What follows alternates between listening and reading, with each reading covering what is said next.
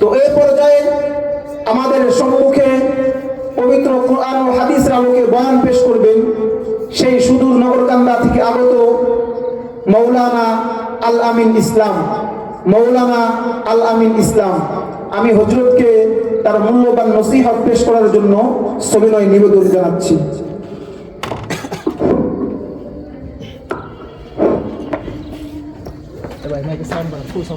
আসসালামু আলাইকুম।